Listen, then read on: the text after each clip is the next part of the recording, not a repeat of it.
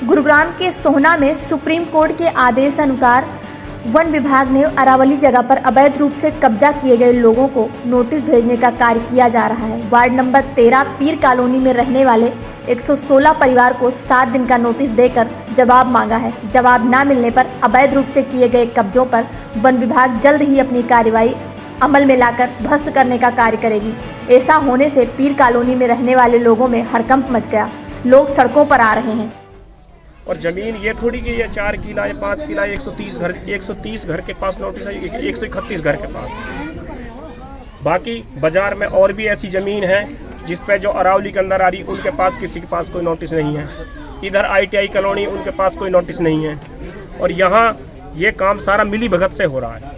भाई कॉलोनी टूटेगी तो सारी टूटेगी, फार्म हाउस टूटेंगे तो सारे टूटेंगे। ये हमारी गरीब कॉलोनी क्यों उजाड़ी जाए? मेरी तो सरकार से भी और भाई आप लोगों से भी यही है कि भाई ये बस्ती सारी ही बसी रहे। ये सब लेबर तबका के आदमी हैं जो ही रह रहे हैं हम। और यहाँ जो भी हो रहा है ये पार्षद मिलके कर रहे हैं सारे काम में। बिल्कुल कमेटी मिलके कर रही है, नहीं तो कुंड पे भी आए हैं, वहाँ कोई नोटिस नहीं है, वहाँ तोड़ने का कोई ऑर्डर नहीं है। सारा चीज़ आई है, सब चीज़ है। बाकी इसी कॉलोनी पे क्या है, बात करते हैं यही कॉलोनी टूटेगी। भाई हम तो गरीब हैं, तो सबकी पार बाकी यही है कि भाई ये बच जाए किसी तरीका से, जैसा भी कोई प्रोसीजर हो इसका। उस्मान, आप कितने नोटिस लाए हो यहाँ पर? 116। आप कहाँ से विभाग से आए हो? Post office. कौन कौन से मतलब अपने पीर कॉलोनी में कितने नोटिस लाए हो? 116 थी जी पीर कॉलोनी, 16 पार खड़ा है। इससे पहले कोई नोटिस भेजे आपने? कोई नोटिस नहीं पहले। सरकार से क्या मांग करना चाहते हो तुम? ये मांग करना चाहते हैं कि यहाँ पे रहे सभी फैमिली समेत, सब गरीब आदमी हैं, इनके लिए जगह मिलनी चाहिए। यहाँ से वहीं पर है, या तो यहाँ से जैसे उजाड़ते हो तो तुम्हें जगह मिलनी चाहिए, जगह मिलनी चाहिए, या तुम्हारे को यहीं पे रहना चाहिए, या हमारे को ये यहीं आपकी पे रहना मांग है। जाए। हम ये चाहते हैं जी, गरीब बस्ती है हमारी बस्ती को यहीं बसाया जाए, या कहीं भी पटके हमें बस हमारा आशियाना चाहिए जी। हमारे बच्चे हमारा हुए पड़े जी, हम गरीब आदमी कहाँ जाएंगे जी? हमारे बच्चे रोड पर हुए पड़े बिल्कुल, हमारे कहीं आशियाना नहीं, कुछ नहीं है हमारे पास। लोग जी सब, किसी के 5 बच्चे हैं, किसी के 6 बच्चे हैं, किसी के सब परिवार ऐसे ही है, सब परिवार ऐसे करीबन 3000 के मतलब। हाँ जी होंगे इतने बच्चे हैं, बड़े आदमी। ये पीर कॉलोनी में सब पे आए हैं सारे नोटिस? हाँ सब पे आए जी नोटिस। क्या नाम है तुम्हारा? कल्लो जी मेरा नाम, कल्लो मेरा नाम। कहाँ जाए यहाँ से आके? कौन सा वार्ड है तुम्हारा? यो वार्ड कौन सा?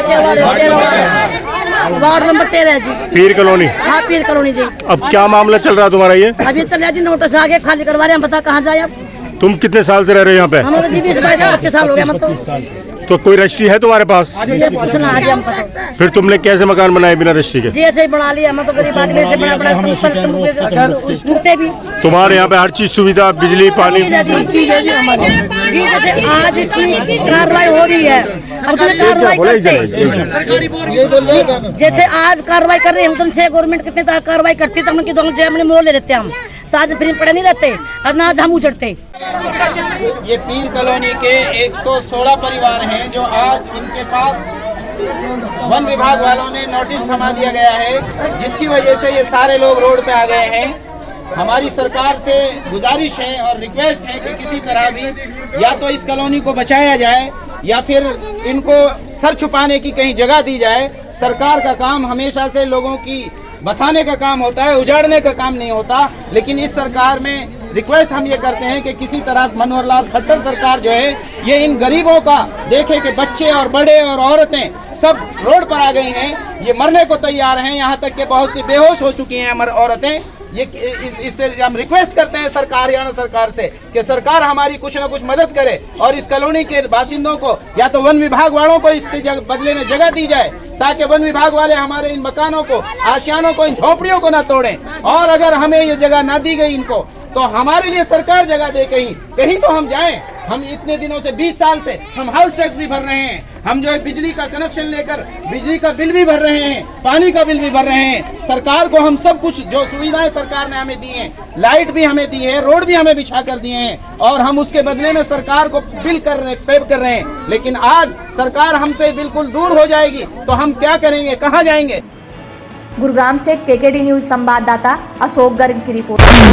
गुरुग्राम के सोहना में अखिल भारत वर्षीय नाथ समाज के प्रांत प्रमुख योगी अनूप नाथ ने कहा कि योगी समाज की वर्षों पुरानी मांग प्रदेश के मुख्यमंत्री मनोहर लाल खट्टर ने पूरी कर दी।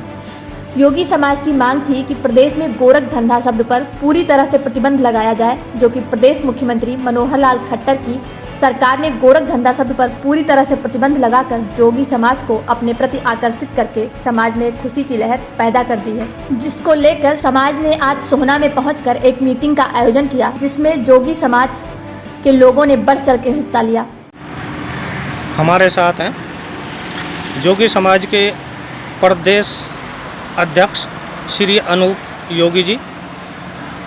मेरे इनसे सवाल है कि हरियाणा सरकार द्वारा गोरख धंधा शब्द पर जो बैन लगाया गया है उसके बारे में आपके क्या विचार हैं? आदेश जैसा कि आप जानते हैं, गुरु गोरखनाथ जी एक महान संत थे और वो 9 नाथ 84 सिद्ध परंपराओं को उन्होंने एक संगठित किया और उनके बारे में ऐसा कहा जाता है कि पूरा नेपाल उनके द्वारा ही बसाया गया।